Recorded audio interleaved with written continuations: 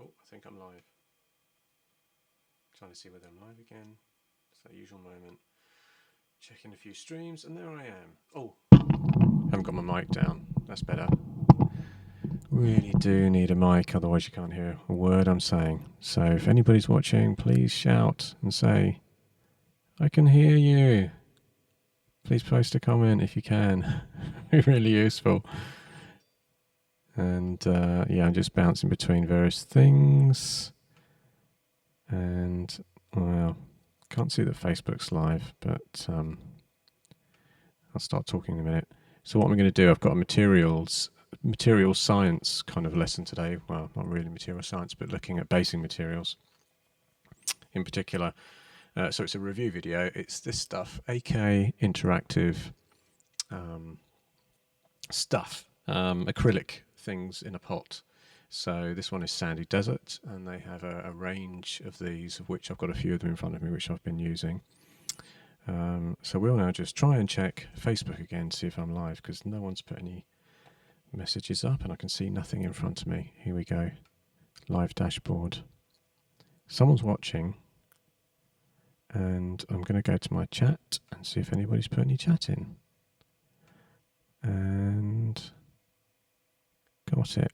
No messages. Okay.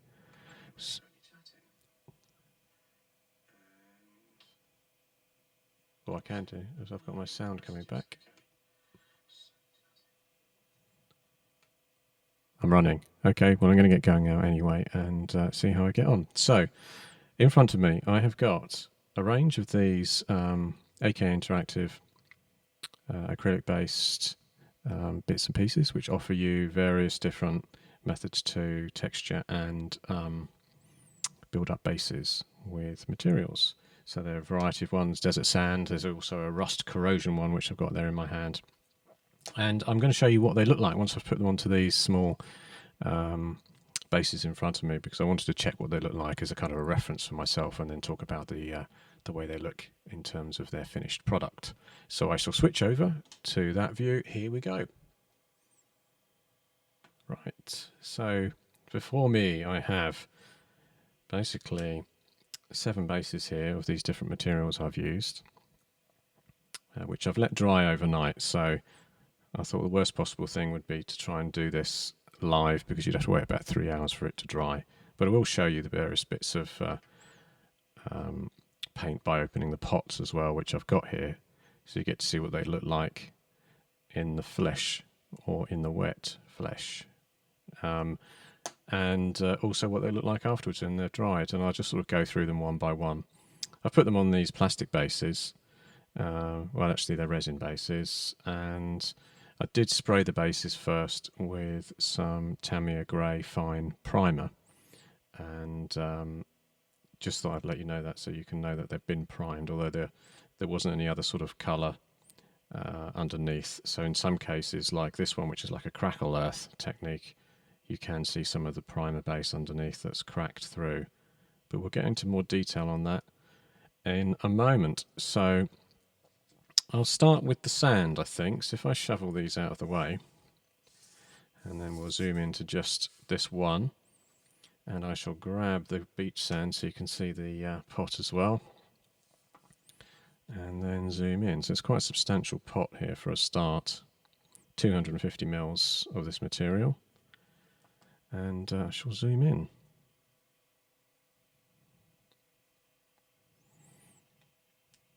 And try and make it focus at the same time even.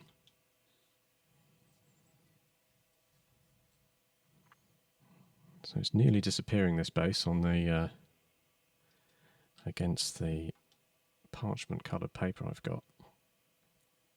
And a couple of things to note about this when it goes on. It's obviously got the colour, the sand colour already in it, and I know for some gamers, and particularly me over the years, I've been mostly painting, and I'd put some textured base on, and then I'd apply the paint colours to it. Obviously what they're going for with these AK ranges is they're going for a method where the paint itself, the material itself, has the colour in it.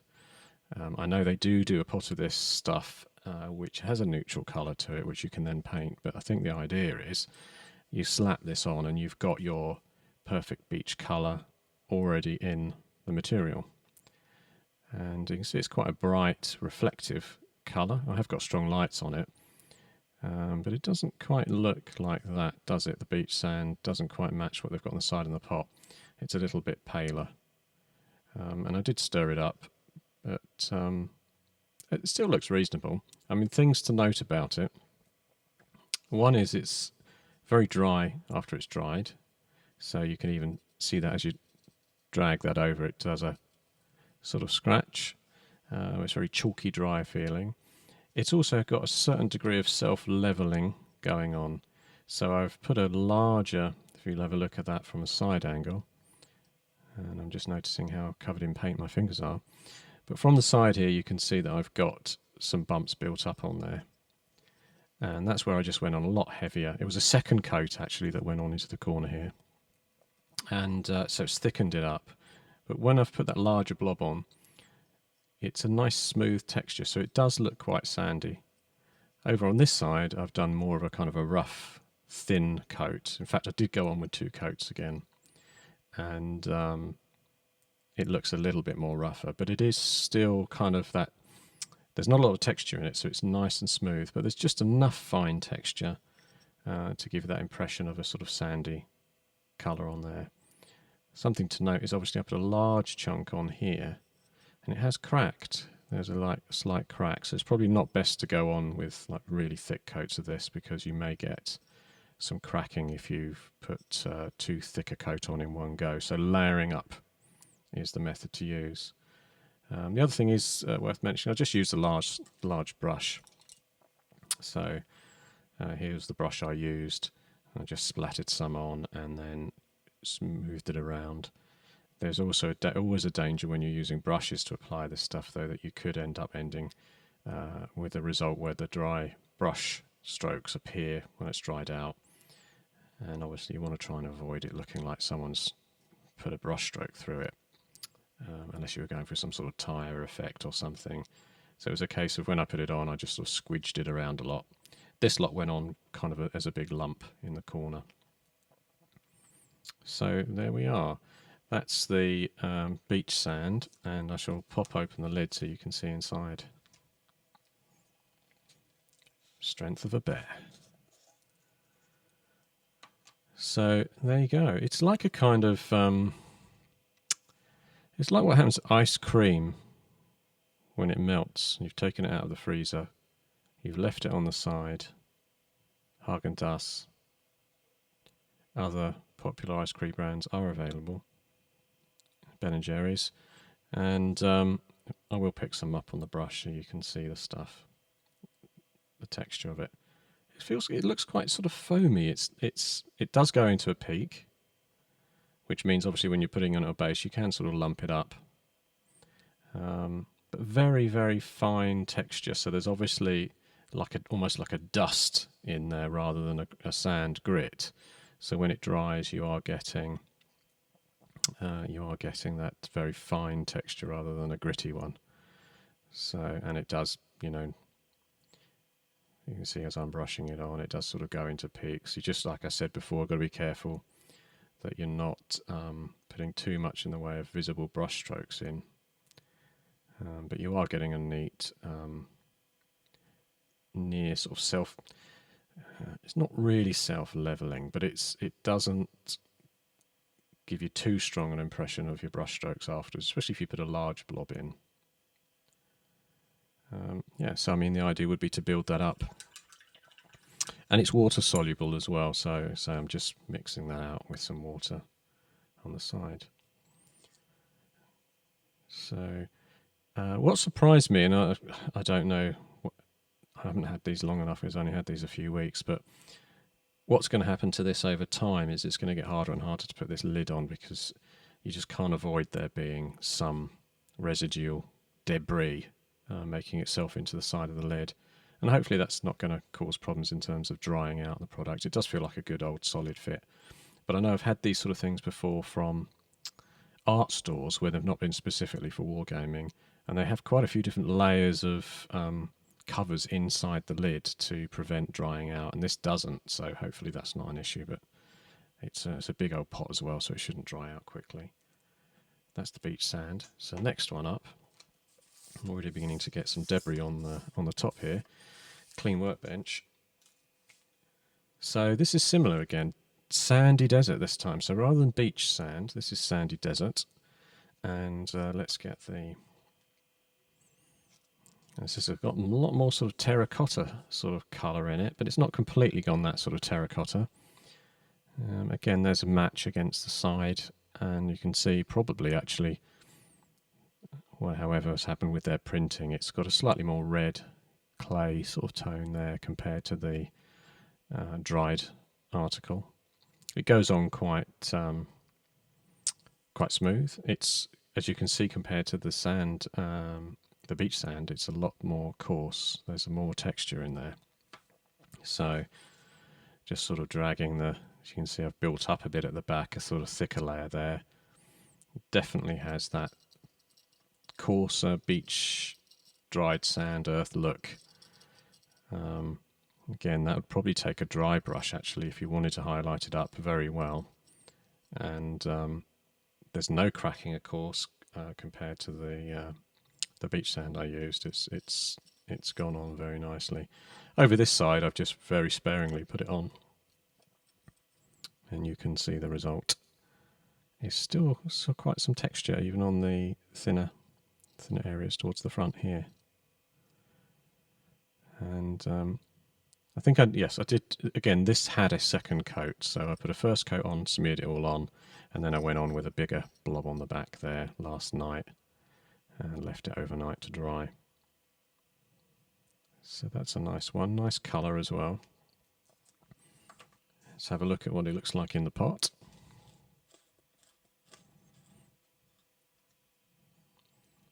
So straight away, less smooth,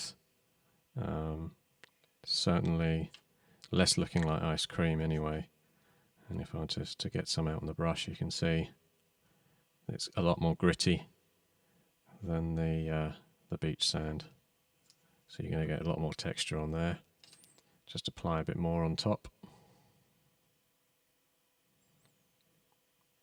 You can see it's a lot more a case of sort of pushing around into peaks with this stuff because it is a lot coarser.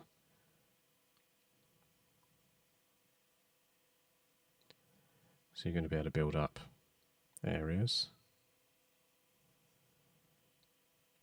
I mean, if anything, this looks, obviously it's very difficult with this sort of stuff, isn't it, for material companies that have got the material science behind them to try and develop this, because at the end of the day, this is looking like sand, isn't it, really? But human scale sand, 1-to-1 scale sand, rather than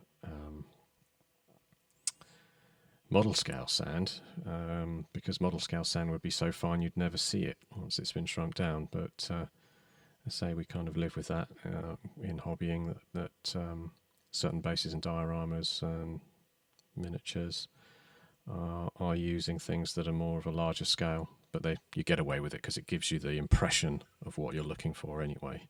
And I'd rather see an impression of a grainy sand than something completely smooth and accurate to scale. But that's just the way it sort of rolls with gaming. So again, the pot is getting a bit grubby already, but just sort of be careful putting it away so as not to get too much into the thread of the lid.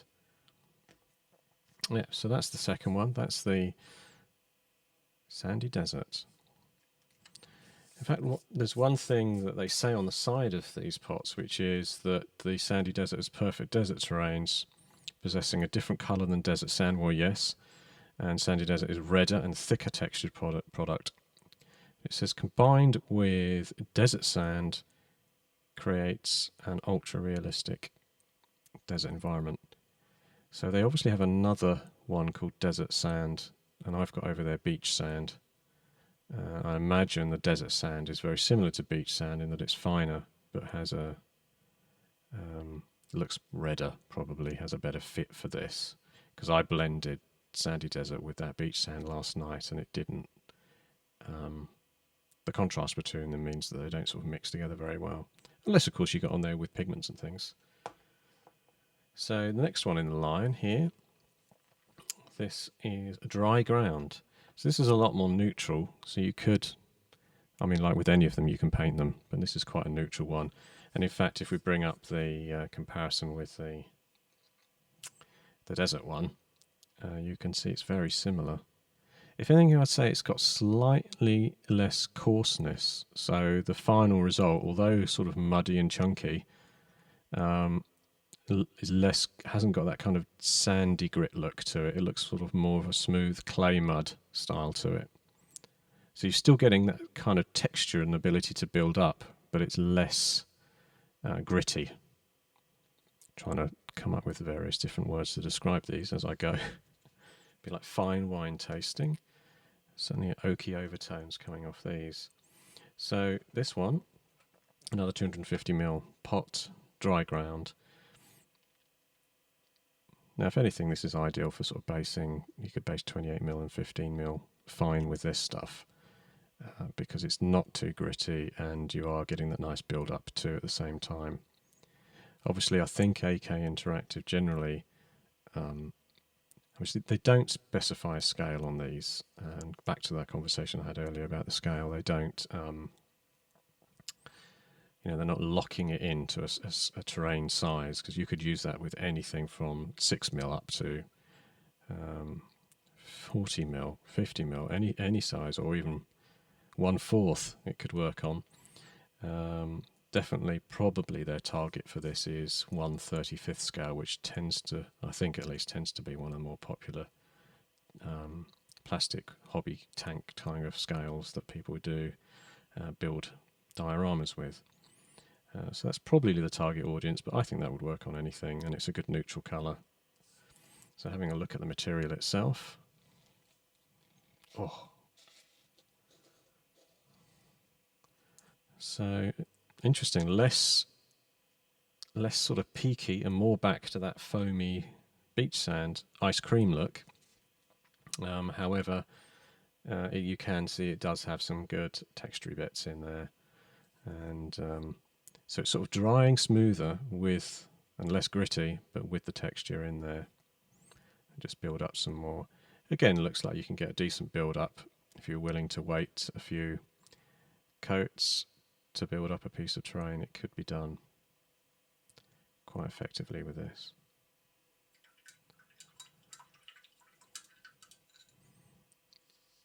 I think I noted it's generally it's not self-leveling, but it's going to dry smoother and less gritty looking than its comparison with the sandy desert, which is that more sandy feel to it. So putting those aside, lid back on this one.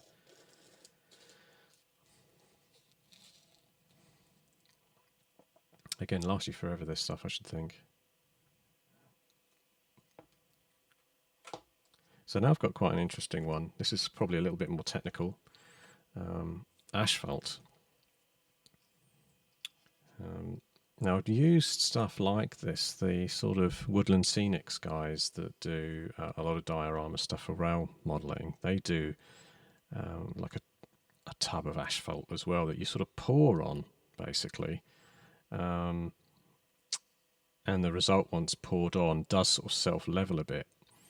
And they are saying here it's scaled asphalt texture with black shade, similar to that of roads, highways, or any asphalt cover surfaces. This is high quality acrylic for extreme realism. Perfect results in thin or thick layers. It can be diluted with water or acrylic thinner to improve flow. And close well to preserve for longer. So definitely, again, like with the others, you need to close these lids properly to avoid any drying out. So what does it look like? So if we check out this base that's done last night, it's a lot less peaky than the more textured ones. Obviously, it's not designed to be used up to necessarily build up a texture, even though I've sort of done that on here.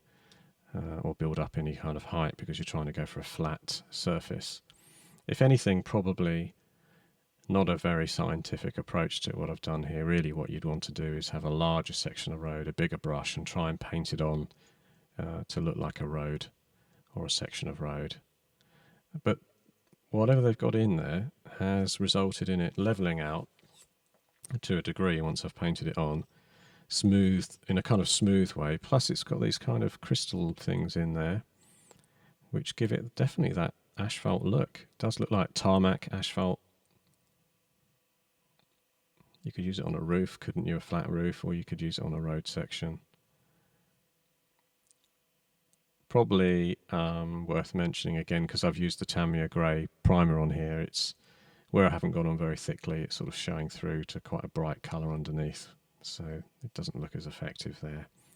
You'd probably want to prime somewhere in a darker colour before you put this on, and then it would hide all your sins where you hadn't got it on perfectly a perfect thickness to it. So that's asphalt. I mean, probably of all these, it's the one you'd use more on a larger scene where you're trying to get a piece of road. It's not going to look as effective on a small miniature base. You'd want to use it on a diorama. But you know, you might want a base where you've got a corner that's a bit of a road leading out to some texture. Now this one is interesting compared to the others. There's some separation that's going on in the pot. And as you can see from there, it looks like a pot of black paint, but this stuff is quite thick inside, and it's sort of separated somewhat in there from the thinner paint. So what I did is just to make sure I gave it a really good stir before I used it, and then I used I pulled some out on a stick to paint with. So there, this is goopy stuff, and interesting. I imagine maybe in the liquid in here is there's probably some of those shiny pigments that's given it that slight gleam. But yeah, nice stuff. What I probably, like I said, what I want to do with this is do something where I'm trying to do more of a flat surface and work at it. I was just blobbing it out onto there last night to see what it looked like in the end, but I used a paint brush as well. I don't know if there's now I've made a mess of my paintbrush, but yeah, you can see it goes on quite thin, and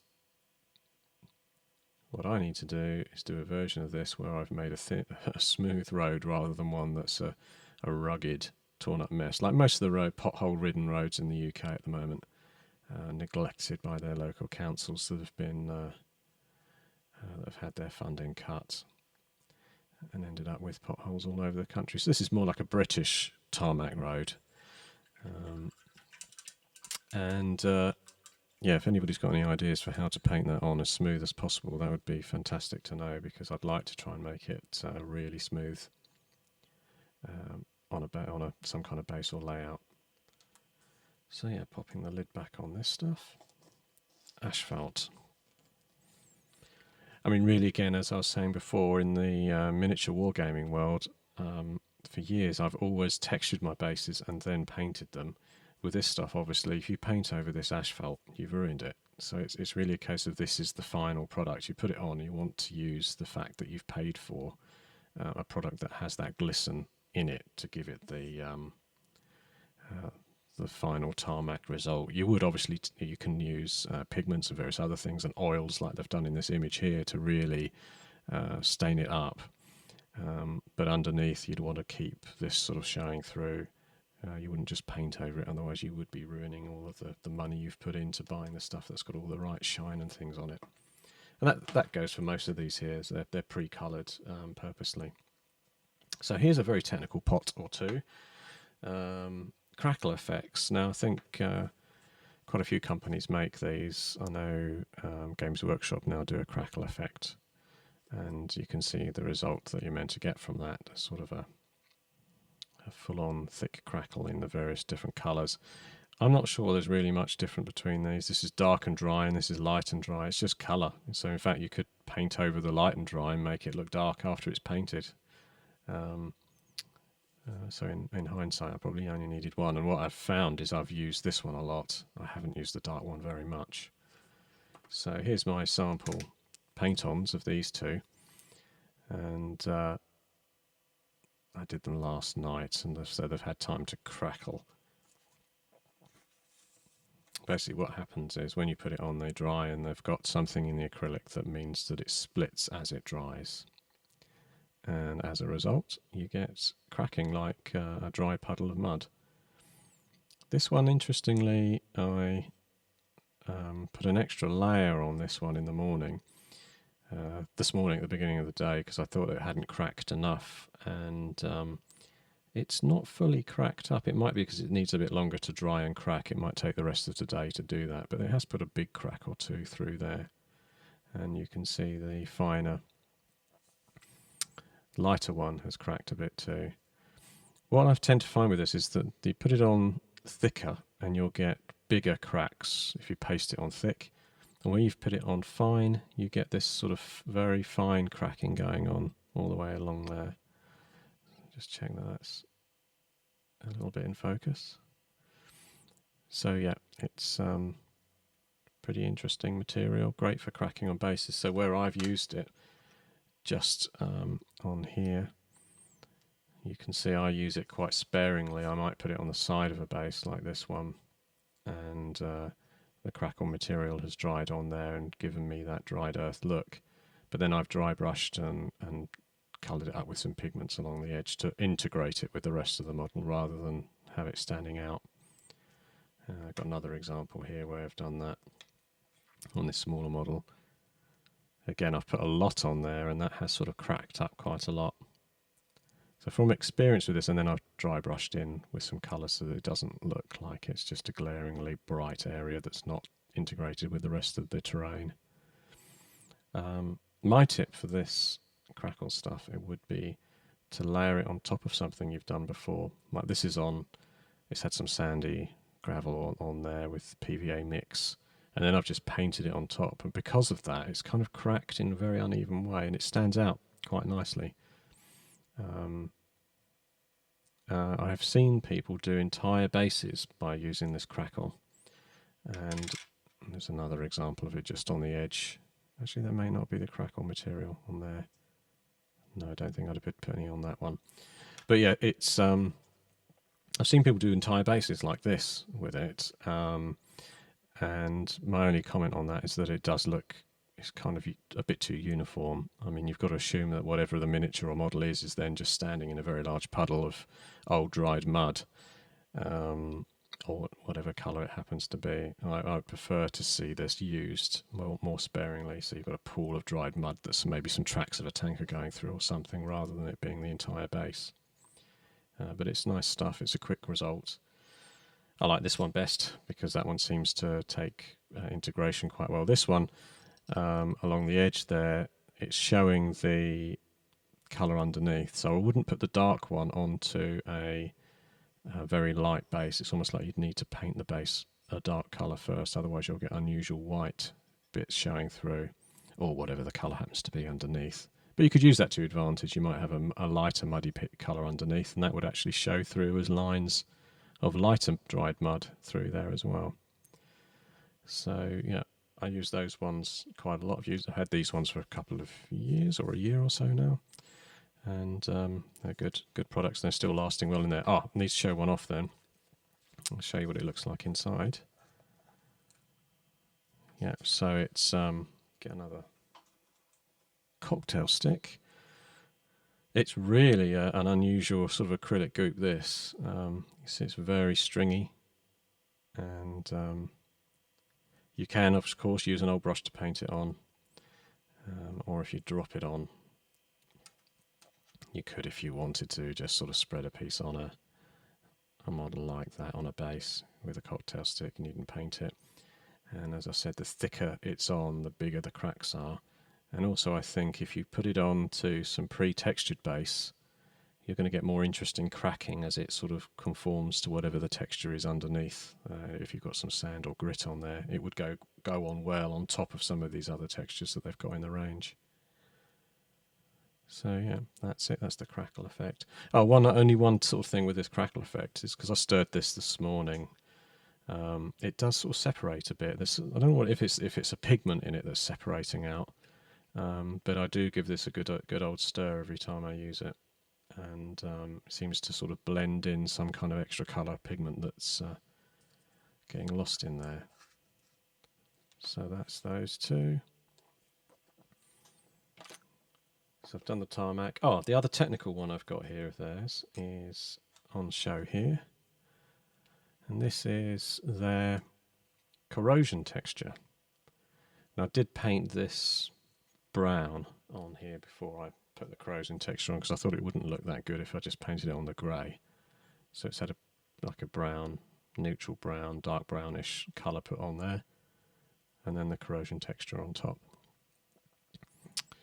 Probably of all these paints, this is probably more scale specific in that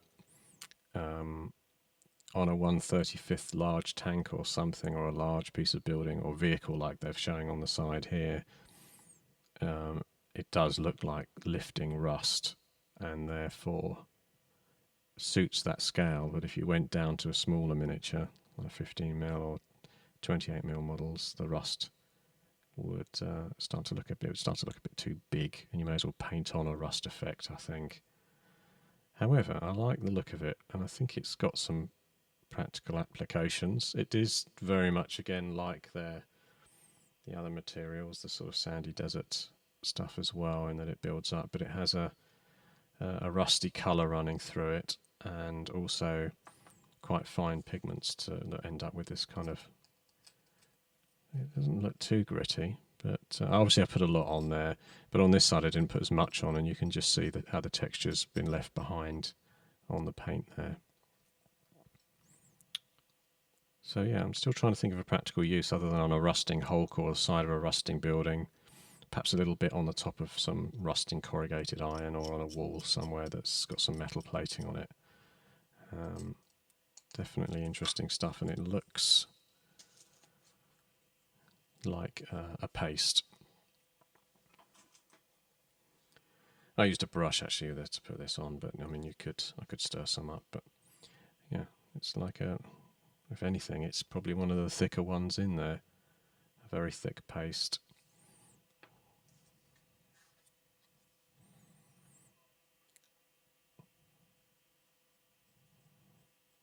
And as you rub it on, you can obviously go on very thin with a small piece of corrosion, or you could lump up. And then it's looking kind of like a mud then, isn't it, anyway? I mean, it's all the same stuff. I reckon you could probably use like the dry ground or something as corrosion and paint it in a rust colour. Difficult to say. But yeah, it's easy to apply. Obviously it has more than just a sort of a rust application use, because you could use this as a texture for a base or something as well. But for its actual purpose, it's got sort of pigments in it, and the colour is kind of well matched. Obviously they've done their science on getting it to look like corroded up metal panelling or flaking metal. Yes, so definitely that's nice stuff. I like the look of that. And then the final one I've got down here, base, all I did was mix the three types onto it. So can I go in a bit closer so you can see that? I think so. So on this one I've got the beach sand, which you can see is very, very pale, and you can see a couple of my brush strokes have been left behind in there. And then through into the sandy desert. And probably the other one I want to get from them is the desert sand. I don't know why they call one sandy desert and the other one desert sand. I mean, but anyway, I'll have a look, see what other one they've got in the range, because it's quite an interesting. That's a more reddish tone, and the beach is obviously very pale. And you can also see it's got more texture going on there, and more sandy gritness. And then over to the dry ground, and then you can see with the dry ground, it's a lot smoother, so it's leveling out and not giving you as much of that harsh edge that you'd get in the desert sand, or sandy desert even. And obviously colour-wise it's a complete difference, but you could bring this whole set together with dry brushing and some weathering pigments and things on there. So I mean, I've got a variety of different pigments. If I just get some pigments out, maybe I could splosh some on just to see what they look like to bring them together. So crossing the streams to another manufacturer. These are MIG Productions Pigments. If I can get myself a small pot. Just to show you how they take a pigment on there. And what I do with pigments is I would tend to use a little drop of glaze medium just as to carry them and to seal them on. I'll give that a shake first.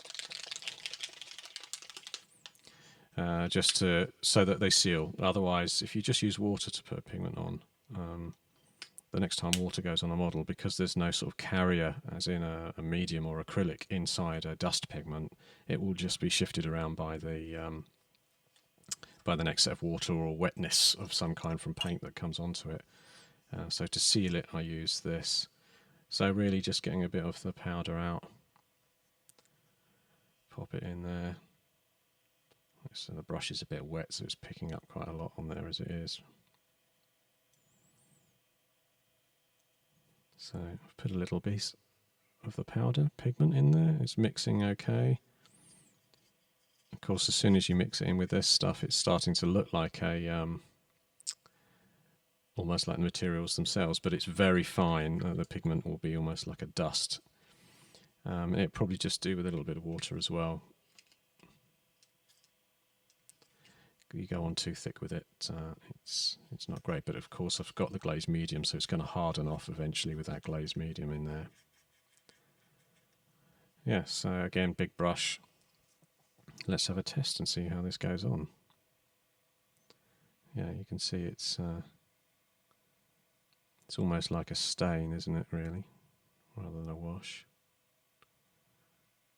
Depends how thick you go on with it. So I could get a bit more now where I've maybe put a little bit more of the actual thick dusty pigment. And you can see how much darker it goes if I then pop it on a particular area.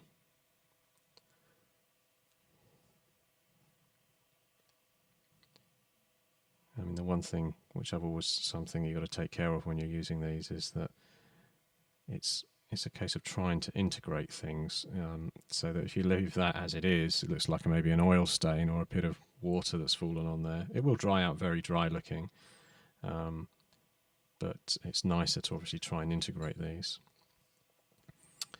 or integrate anything you put on the base so that it looks a little bit natural. So what I've done there is I've just got my wet brush, and I'm just drawing out from the edge so that I don't get such a harsh edge, and therefore it looks a little bit more part of the model rather than a harsh edge.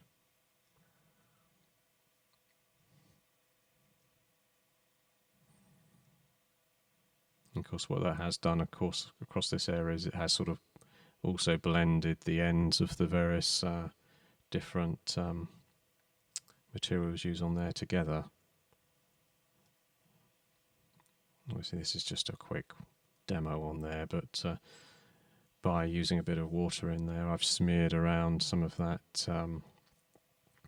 pigment, and it's covered the whole area quite nicely in a less harsh edge.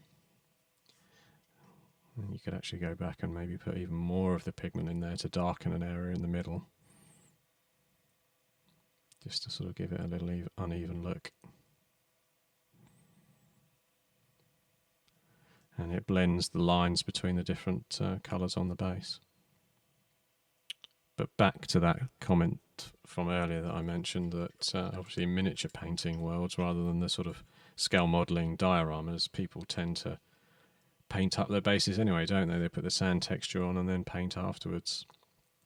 I quite like using a mixture, so I might put some of this stuff on neat. I might use some pigment, and then I might come back and then dry brush some colour on as well. So why not demonstrate some dry brushing? I'll do that.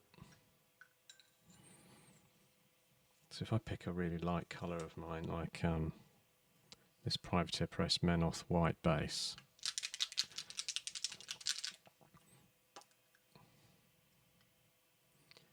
and a dry brush, like a big thick one, size 6. get some of that paint on the end, just a tip. And now I'm just rubbing that on the tissue paper until there's very little paint left on it.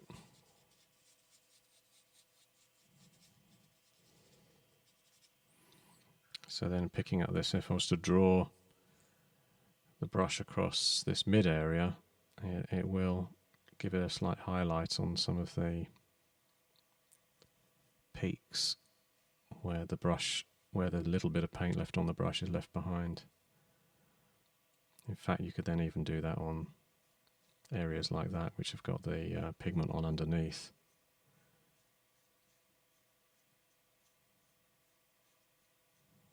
Haven't really let that dry properly, but that's okay.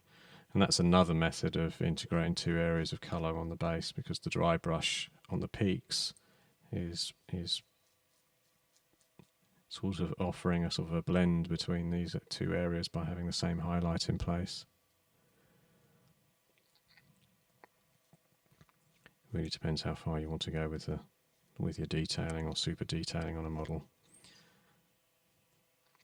Yeah, so quick demo of how you end up putting extra pigments and things on that can stain and result in an interesting muddy patch, and just take some of the uniformity out of things, particularly in blending the different areas, because you don't necessarily always want a harsh line between colours on a base.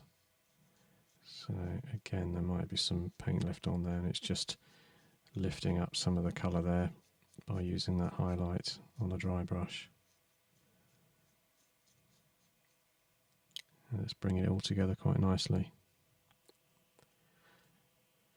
So yeah, I think that's the lot really. Oh, that was a MIG pigment, which I was showing you. I probably should do a whole video on pigments and using them, just to show you where you can use them and how effective they can be. But as I mentioned, because there's no, they're not in a medium of any kind, you're going to need some kind of medium to seal them. There are pigment sealers you can get out there, but I've found with pigments before now, if you use an aerosol kind of spray for your dull coat or varnish when you're finishing a model, that can lift pigments if they've not been sealed on with a medium of some kind when you're applying them. So I've seen them lift and run away and you know, not always completely ruin a model actually, but generally speaking, they no longer look like you wanted them to because they've kind of shifted around on the base. I did use pigments on these actually, 15mm models, so some of the pigmentation, that same one, I think, the European dust maybe, or maybe a darker one, has been placed around some of that cracked earth on the edge there, and that's just sort of pulled together the whole base with that edge. And so it looks quite effective. I mean, this is a very flat base, but I've got more with more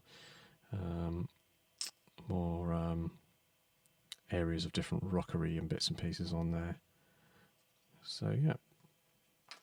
Oh, that one's probably a better demo of that. It's a bit clearer. Try and get it in focus. Yeah, you can see I've used pigments just in there to blend between the crackle style earth and the normal earth on the edge. And then you can actually see that I've smeared them on to the crackle as well, and it's very subtle really. Alright. Oh, hello Graham, late to the chat for a change, yes. When did you do that? 15:37. So you probably did that 3 minutes ago and I didn't even notice you, but there you go. Thanks for joining in late in the day. Got any questions, Graham? Because I was going to sign off now. I was only going to do this as a short one on these various different textures from AK Interactive. Nope, no questions, so I'm going to sign off, I think. Oh, here's one. I've been experimenting with coloured tile grout. Okay, not sure about using them for bases. That's an experiment to come, combining with other weathering materials. Yeah, I'm sure things like tile grout and things, some of those are very useful. There's also, I haven't got any to hand, but I used to buy a mixture of these pumice stone style mediums that come from Windsor and Newton. from the art world, and to be, I think actually they tend to be cheaper. So these ones are around about the sort of between $12 to $16 or £12 to £16 a pot for these large pots. You might get something for half that price from Winsor & Newton as a kind of a pumice stone mix or blend that people would normally use for mixing with acrylics for art painting rather than modelling. But if you mix paints in with them, you end up with a texture very similar to these. There's nothing new about these. They're just different acrylic mediums, like the Crackle as well. There's been Crackle style paint in the art world for many years. You could have just bought the Crackle medium and mix your own colour pigments into it. But these are kind of ready to go. They've obviously matched them to the correct colours that are suitable, and they're great. I think they're a very quick way of doing things, but obviously cost a little bit more than if you're doing it yourself. Yeah, but tile grout's probably similar again. You can get it really cheap, mix it up and build up, and it goes rock hard. Yeah, so it's good stuff. So right, I will just switch back to the other one and finish this one because I just wanted to keep it relatively short. There we go. Okay, thanks very much for listening in. This has just been a shortish video on the AK Interactive materials and paints and textured paints. And thanks to anybody that's popped by. I'm going to sign off now. Cheers, bye.